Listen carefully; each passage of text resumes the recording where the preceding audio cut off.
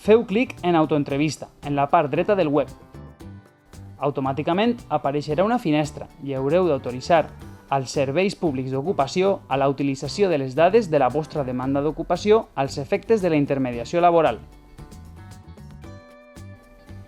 Entrareu a l'apartat d'Autoentrevista. En segon lloc, teniu la formació.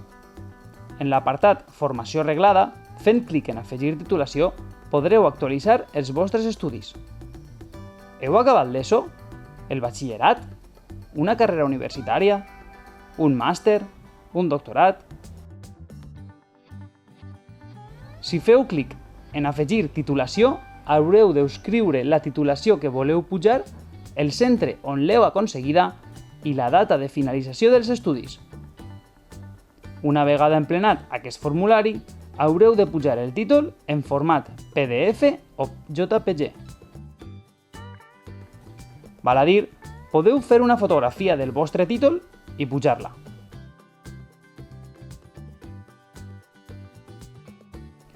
Seguint aquest mateix procediment, podeu actualitzar els cursos que heu realitzat, els certificats de professionalitat i els idiomes que coneixeu.